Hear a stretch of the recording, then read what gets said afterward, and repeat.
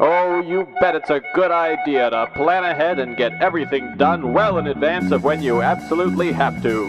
Isn't that right, Oliver? Oliver! Oh God, this is going to be another improvised episode, isn't it? If the Boy Scouts of America are known around the world for anything, it's their motto, always be prepared. And being prepared definitely has its pluses, but let's face it, this isn't always what we do. So, to try and help you decide which path to take, this week we're going to be reviewing leaving things to the last minute. Let's face it, what we're looking at here is a luxury item. Not everybody can afford to leave things to the last minute. Take, for example, a doctor about to perform open heart surgery. As the butcher without a ladder is so fond of saying, the stakes are too high. So really what we're looking at here is a little something something on the side for those of us who don't have to worry about life or death consequences coming from our actions.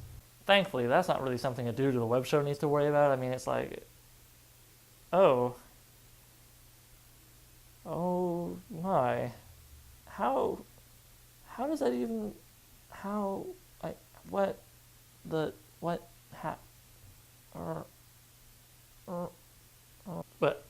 well, anyways, as I say, it's kind of a luxury, though most people won't describe it as such after the fact. While you're leaving things to the last minute, there's definitely pleasure to be had. For example, say you have a much more organized and straight-laced friend, coworker, roommate, or even crusty old dean that you like to wind up.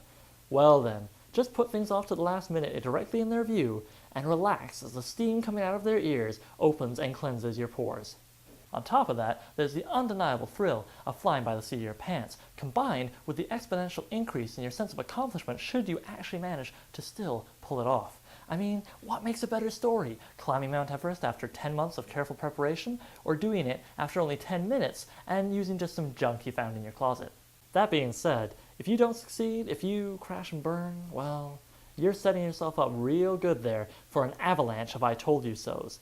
Not to mention the equally deadly follow-up, a tsunami of you fucking idiots. You're not really going to be able to blame your failure on anything else either. I mean, you can hardly say that the dog ate your homework if you didn't start the homework until you got to class. Plus, even if you manage to get in that assignment or deliver that baby, it's still going to come out a bit rushed and ploppy.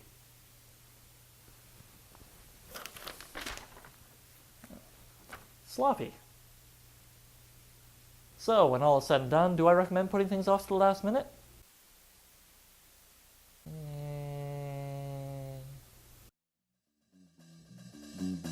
You know, Oliver had this weak sauce idea for me to pretend I left the intro to the last minute. But what if people thought it was serious? I might get kicked out of the narrators union, which would be terrible because membership gets you access to some of the strongest sauces known to man or beast, including Lava Life and the Hot Tiger Killer.